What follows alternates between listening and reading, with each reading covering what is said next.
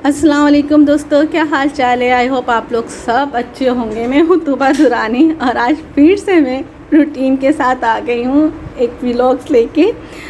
Actually मसला ये था कि अभी आपको पता है रमज़ान है और रमज़ान में ये है कि टाइमिंग को सेट करना और टाइमिंग पे चलना बहुत मुश्किल हो रहा है मेरे लिए कि मैं किस तरह कॉलम बनाऊँ। तो कॉलम्स में जो होता है कि हमारा ये होता है कि पूरा सेटअप लगाना पड़ता है ना, और मेरे हस्बैंड पूरा सेटअप करते हैं, फिर उसके बाद ना कैमरा लगा कर और फिर मैं कॉलम पढ़ती हूँ।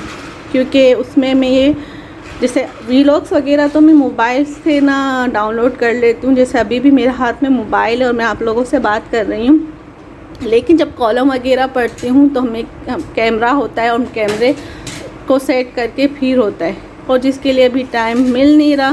क्योंकि आप लोगों को पता है कि रमज़ान चल रहा है और रमज़ान में ये होता है कि इफ्तारी के बाद नमाज और फिर पढ़ने के बाद थोड़ी सुस्ती हो जाती है और फिर सोने की तैयारी होती है कि जल्दी से दूसरे दिन सहरी पे उठना है कि हमारी सहरी ना निकल जाए।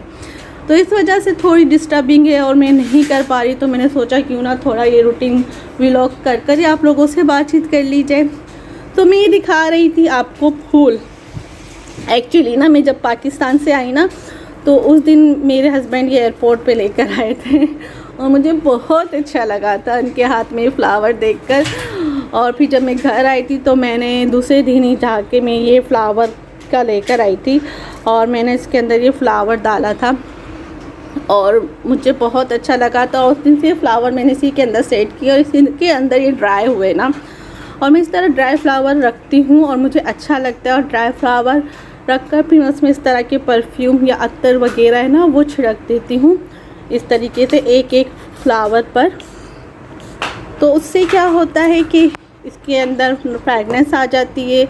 और फिर जब आप इसको क्या कहते हैं, जो बैठे हुए भी होते हो घर में या घर रूम में भी आते हैं तो इस तरह फ्रेगनेंस आ रही होती है और ये अच्छा लगता है।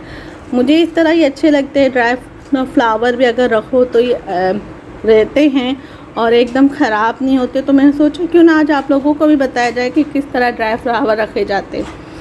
तो इसलिए मैंने आप लोगों को ये बता रही हूँ कि देखिए आप लोग भी इस तरह ड्राई फ्लावर रख सकते हैं। अगर आप लोगों को जैसे होता है ना कि पसंद नहीं होते नकली फूल वगैरह रखना, तो इस तरह हम रख सकते हैं।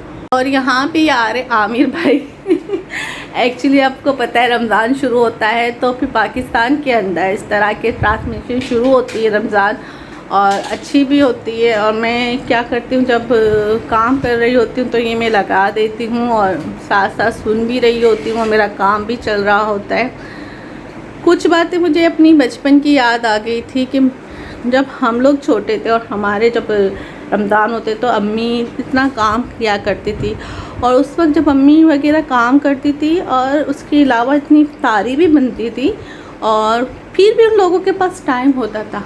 और एक हम है कि हमारे पास टाइम नहीं है, हम अपना इतना काम करते भी फिर भी हमारा काम रह जाता है और हमारे पास टाइम ही नहीं होता कि हम अपना दूसरा काम, पूरा दिन है ना निकल जाते हैं। ये हमारे यानी दिन इतने छोटे हो गए, इतनी मतलब यह कहना चाहिए कि लोगों के पास वक्त कम हो गया है या लोगों ने अपना वक्त खुद ही समेट लिया है, वक्त को बहुत ही छोटा कर दिया है। खैर ये तो एक बात है जो मुझे याद आ गई तो मैंने सोचा आप लोगों के साथ शेयर करूं। आज मेरे रूटीन में है कि मैं क्या बनाऊं। फिर मैंने सोचा चने की दाल और गोश्त बनाएं, तो मैंने गोश्त चढ़ा दिया था जो अभी तकरीबन पकने आया है। इसके अंदर मैंने गोश्त डाला था, इसके अंदर मैंने टमाटर डाले, तली हुई प्याज डाली तली हुई प्याज डाली, फिर हरा धनिया पिसा हुआ, जीरा पिसा हुआ और लाल मिर्च पिसी हुई डाली। कश्मीरी लाल मिर्च मैं यूज़ करती हूँ क्योंकि मेरे घर में तेज़ खाया नहीं जाता, तो मैंने कश्मीरी लाल मिर्च डाली, हल्दी डाली, अदरक लहसुन डाला और थोड़ा सा मैंने पिसी हुई हरी मिर्च डाली, थोड़ा सा जायका चेंज हो। और ये मैंने चढ़ा दिया इस तरीके से। और अब ये थोड़ा गल जाएगा तो फिर मैं इसके अंदर डालूँगी चने की दाल। चने की दाल बहुत कम मैंने भिगोई है क्योंकि ये शोरबे टाइप का मैं बनाना चाह रही हूँ। तो इस तरीके से ये मैंने चने की दाल भिगोती है, जो ये भून जाएगा तो मैं इसके अंदर डाल दूँगी। और आज मैं इस सेकंड टाइम बना रही हूँ पकोड़े प्याज के ना। ये मैंने भिगो दिया है और ये वही मेरा शरबत है कल का।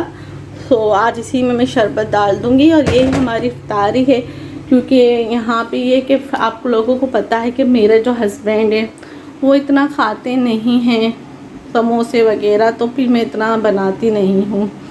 और फिर ये होता है कि मैं सालन ही रख रही होती हूँ कि कोई सालन बन जाए तो ये अच्छा रहता है। तो कोई सालन बन जाता है तो क्या है, वो रोटी बना ली तो खा लेते हैं। और यहाँ मैं अब्दुल्ला को ये ट्रेन वगैरह सेट करके दे रही थी, अब्दुल्ला के साथ खेल रही थी। क्योंकि ना अब्दुल्ला जो है वो खेल रहा था तो उसको साथ खेलना पड़ता है। और मुझे लगता है कि खेलना चाहिए बच्चों के साथ, क्योंकि बच्चों के साथ खेलने से ये होता है कि हमारा भी माइंड ज़रा फ्रेश हो जाता है। और हमें भी, मुझे तो ऐसा फिर जब अब्दुल्ला को खेलते हुए देखती तो अपना बचपन भी याद आता है कि हम किस तरह खेला करते थे। मैं ज़्यादातर है ना टीचर बना करती थी, हमारी बेलकनी में कबर्ड पे जाके लिखा करती थी। और उस वक्त मुझे अभी तक याद है मेरे अब्बू मेरी अम्मी से कहते थे इसका ख्याल रखो कहीं जीन के बच्चों को तो नहीं पढ़ाती है। फिर ये तो बचपन की बातें थी जो मुझे अचानक याद आ गई। और मैं अब्दुल्ला के साथ जब ये खेल रही होती हूँ ना तो मुझे बहुत अच्छा लगता है। और इस तरह खेलना चाहिए, इससे क्या होता है कि इंसान का माइंड फ्रेश रहता है और जब बचपन की यादें आती है और दिल भी अच्छा रहता है तो फिर क्या होता है कि इंसान सेहतमंद रहता है। और ये मेरा अब्दुल्ला बैठा हुआ है, ये पूरा इसको बनाना है। अब इसको समझ नहीं आ रहा है कि इसको ट्रेन भी चढ़ानी है और यहाँ पे सारी गाड़ियाँ भी सेट करनी है और इस तरह इसको खेलना भी है। तो ये मैंने इसे सेट करके दिया है, अब ये खेल रहा है और ये इसी तरीके से खेलता है। और मैं ज़्यादातर यही कोशिश करती हूँ कि इसको खेल में रखूँ, मोबाइल में कम रखूँ। आई होप आज का ये व्लॉग्स आप लोगों को पसंद आया होगा। पसंद आया है तो प्लीज़ लाइक कीजिएगा, शेयर कीजिएगा और मुझे दुआओं में याद रखिएगा। अल्लाह हाफ़िज़। अब्दुल्ला से अल्लाह हाफ़िज़। अल्लाह हाफ़िज़।